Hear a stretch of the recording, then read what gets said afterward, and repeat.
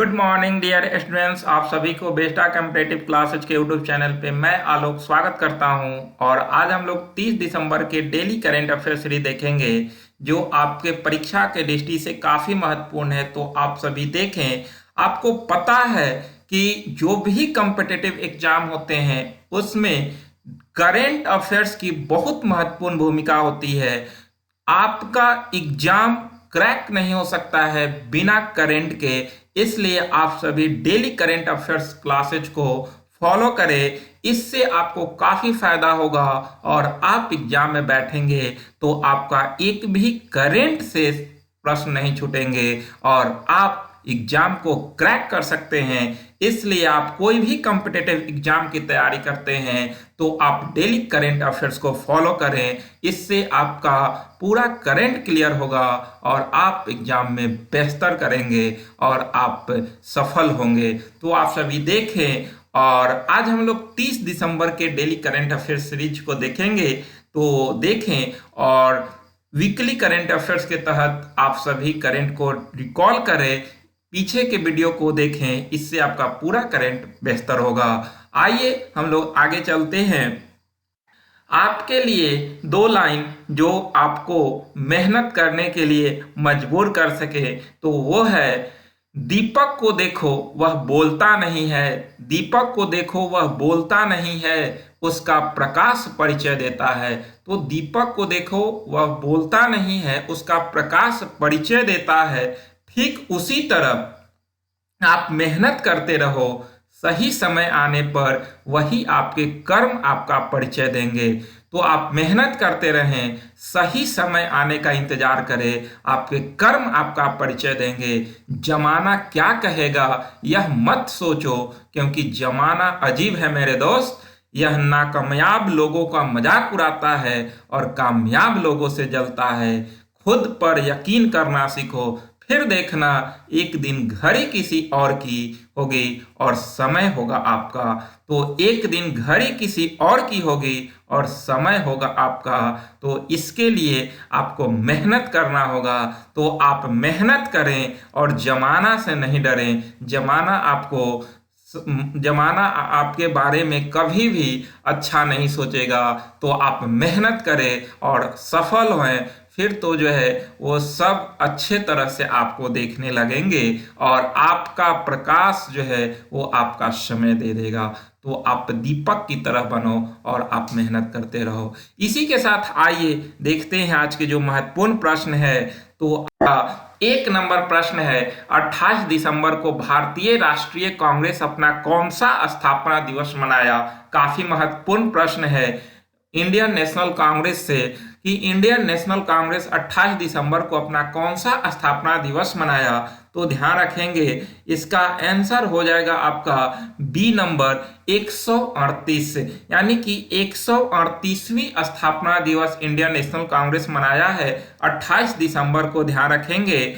और जो है अगर हम बात करते हैं इंडियन नेशनल कांग्रेस की, तो इसकी स्थापना 28 दिसंबर 1885 को हुआ था और उस समय लॉर्ड डफरिन के शासनकाल था। वो उसी समय इंडियन नेशनल कांग्रेस का स्थापना हुआ था। ध्यान रखिएगा। और A.O. ह्यूम इसके पहले अध्यक्ष बने थे और वर्तमान में इंडियन नेशनल कांग्रेस के अध्यक्ष मल्लिका अर्जुन खड़गे हैं। ध्यान रखना है जो राज्यसभा में कांग्रेस के यानी कि राज्यसभा में विपक्षी दल के नेता मल्लिका अर्जुन खड़गे हैं। ध्यान रखना है।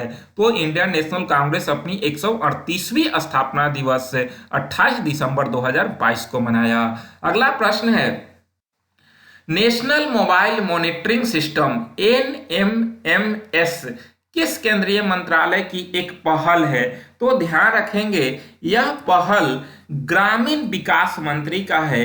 ग्रामीण विकास मंत्रालय के द्वारा राष्ट्रीय मोबाइल निगरानी सॉफ्टवेयर ऐप लॉन्च किया गया, मॉनिटरिंग सिस्टम लॉन्च किया गया। और यह जो है 1 जनवरी 2023 से मनरेगा के तहत कार्यरत कर्मचारियों को अपनी उपस्थिति डिजिटल रूप से दर्ज करने के लिए आवश्यक होगी। इसमें उपस्थिति को ट्रैक करने के लिए national smartphone monitoring system mobile application का उपयोग किया गया, यानी कि इसे जो है वो लॉन्च किया गया है खासकर ग्रामीण विकास मंत्रालय के द्वारा जो है मनरेगा में उपस्थिति दर्ज करने हेतु आपका NMMS सिस्टम को ग्रामीण विकास मंत्रालय के द्वारा लॉन्च किया गया है, ध्यान रखना है। अगला प्रश्न है, अमृत भारत स्टेशन योजना किस मंत्रालय की एक पहल है? तो अमृत भारत स्टेशन पहल किस मंत्रालय की पहल है? तो इसका नाम से ही पता चल रहा है कि यह किस मंत्रालय की पहल है। तो यह रेल मंत्रालय का पहल है, ध्यान रखिएगा, यह रेल मंत्रालय का पहल है।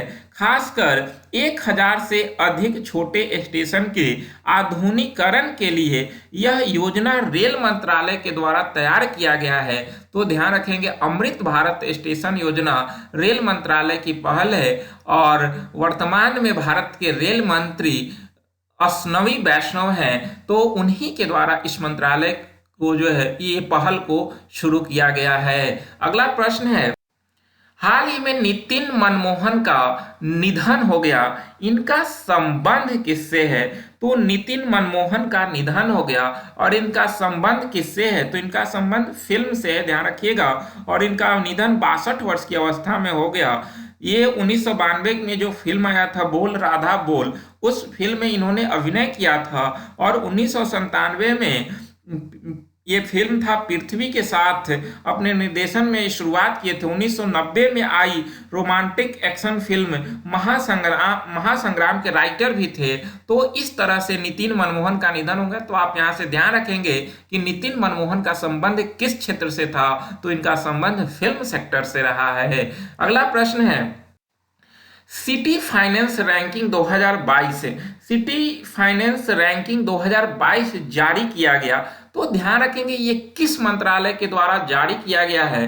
तो यह आवास और शहरी कार्य मंत्रालय और इसके वर्तमान में मंत्री जो हैं वो हरदीप सिंह पुरी हैं और इन्हीं के द्वारा सिटी फाइनेंस रैंकिंग 2022 जारी किया गया। ध्यान रखेंगे, सिटी फाइनेंस रैंकिंग 2022 किसके द्वारा जारी किया गया? तो ध्यान रखेंगे कि आवास एवं शहरी मंत्रालय के द्वारा जारी किया गया है। खासकर यह जो है वो वित्तीय प्रदर्शन और सुंदरता के आधार पर एक नई शहर रैंकिंग प्रणाली के लिए मसौदा नियम की घोषणा किया गया है। सिटी फाइनेंस रैंकिंग 2022 का लक्ष्य जो है वो शहरी स्थानीय सरकारों को उनके संसाधन जुटाने, खर्च करने के प्रदर्शन और वित्तीय प्रशासन प्रणाली के आधार पर मूल्यांकन और पुरस्कृत करना इसका मुख्य उद्देश्य है। तो ध्यान रखेंगे, सिटी फाइनेंस रैंकिंग 2022 जारी किया है आवास और शहरी कार्य मंत्रालय और इससे संबंधित जो मंत्री हैं वो हरदीप सिंह पुरी हैं। अगला प्रश्न है,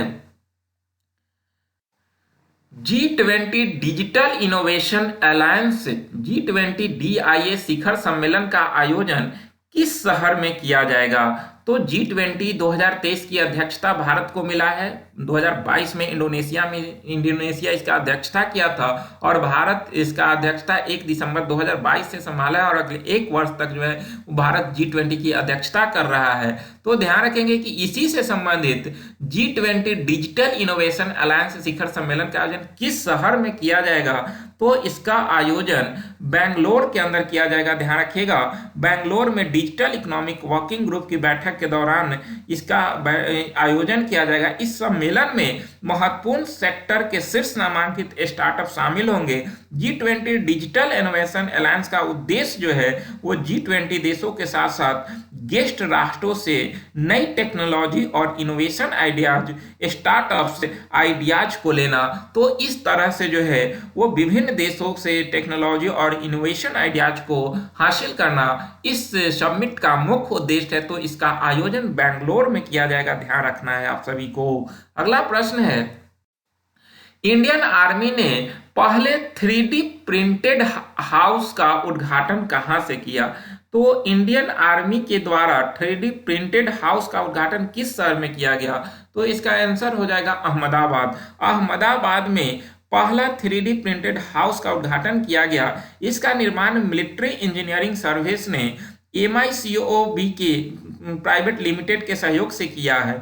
यह ग्रीन जोन मानक और जोन 3 अर्थक्वेक मानक के आधार पर इसे तैयार किया गया है। इसके निर्माण में नवीनतम 3D रैपिड कंस्ट्रक्शन टेक्नोलॉजी का प्रयोग किया गया है। तो इस तरह से 3D प्रिंटेड हाउस का उद्घाटन कहां पर किया गया? तो अहमदाबाद गुजरात के अंदर किया गया है, ध्यान रखना है। अगला है, तो इसके आंसर जो है वो देख ली। अगला है क्वेश्चन कि भारत ने मंगदेछु हाइड्रो पावर प्रोजेक्ट, इसका जो है क्षमता 760 मेगावाट है, ध्यान रखेंगे, यह किसे हैंड ओवर किया? तो भारत मंगदेछु हाइड्रो पावर प्रोजेक्ट किसे हैंड ओवर किया है? तो ध्यान रखेंगे ये भारत भूटान को हैंड ओवर किया है, जिसकी क्षमता 720 मेगावाट है। ध्यान रखिएगा ये 720 मेगावाट इसका जो है वो क्षमता है, और ये भारत भूटान को हैंड ओवर किया है। तो खासकर ये क्वेश्चन जो है कभी कभी दे देता है कि जो है मंगदेछु हाइड्रो पावर प्रोजेक्ट भारत किसको सौंपा? तो ये भूटान को सौंपा। भारत जो है पड़ोसी देश भूटान है, तो वहां पर जो है इसे सौंपा गया है, ध्यान रखेंगे। अगला प्रश्न है, ICC emerging cricketer of the year 2022 में किस भारतीय को शामिल किया गया? किस भारतीय को शामिल नहीं किया गया? तो 3 भारतीय को शामिल किया गया है, ध्यान रखेंगे, और एक इसमें नहीं शामिल किया गया है। तो ऊपर से जो 3 हैं, अर्शदीप सिंह, रेणुका सिंह और यास्तिका भाटिया, तो एक पुरुष में अर्शदीप सिंह को और रेणुका सिंह और यास्तिका भाटिया को महिला में, तो ये 3 लोगों को ICC emerging cricketer of the year 2022 में शामिल किया गया है, ध्यान रखेंगे। तो इस तरह से 3 भारतीय शामिल हुए हैं, जबकि विश्व के जो है अन्य बल्लेबाज भी इसमें शामिल हुए हैं। तो ये खासकर जो है भारत में जो है वो अर्शदीप सिंह का महत्वपूर्ण भूमिका रहा है, जो है अभी तक अगर देखा जाए तो 18.12 के औसत से इन्होंने 33 विकेट लिए हुए हैं T20 इंटरनेशनल क्रिकेट में, इसलिए इन्हें इसमें शामिल किया गया है। तो ICC men's emerging cricketer of में जो है वो भारत के अर्शदीप सिंह को और महिला में रेणुका सिंह और यास्तिका भाटिया को शामिल किया गया है, ध्यान रखना है। अगला प्रश्न है, भारत और ऑस्ट्रेलिया के बीच फ्री ट्रेड एग्रीमेंट कब से लागू हुआ? तो भारत और ऑस्ट्रेलिया के बीच फ्री ट्रेड एग्रीमेंट, पहले के क्वेश्चन में हम लोग देख चुके थे कि भारत और ऑस्ट्रेलिया के बीच फ्री ट्रेड एग्रीमेंट हुआ था। तो यह कब से लागू हुआ? तो ध्यान रखेंगे ये आपका 29 दिसंबर 2022 से लागू हुआ है। भारत और ऑस्ट्रेलिया के बीच फ्री ट्रेड एग्रीमेंट कब से लागू हुआ? तो 29 दिसंबर 2022 से लागू हुआ। इसके लेकर ऑस्ट्रेलिया की संसद काफी पहले जो है इसे अपने संसद से पारित किया था, और अंततः 29 दिसंबर 2022 को इसे लागू कर दिया गया है। तो ध्यान रखेंगे भारत और ऑस्ट्रेलिया के बीच जो है मुफ्त व्यापार एग्रीमेंट लागू हुआ 29 दिसंबर 2022 से। अगला प्रश्न है, सवाल हमारा जवाब आपका में जो है वो क्वेश्चन था, भारतीय संविधान में कितनी अनुसूचियां हैं?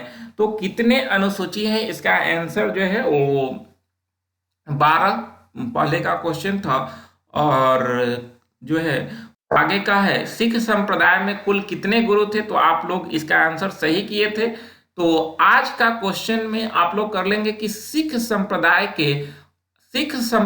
के 5वें गुरु कौन थे? सिख संप्रदाय के 5वें गुरु कौन थे? इसका आंसर आप सभी कमेंट बॉक्स में करेंगे। आज का क्वेश्चन जो है वो सिख संप्रदाय के 5वें गुरु कौन थे? तो इसका आंसर आप सभी को कमेंट बॉक्स में करना है, तो बिल्कुल करें, इंतजार रहेगा। तो आज यहीं तक, फिर मिलेंगे नेक्स्ट वीडियो में, लेकिन आप सभी जितना हो सके क्लास को शेयर करते रहें। मिलते हैं नेक्स्ट वीडियो में। बहुत बहुत धन्यवाद आप सभी को।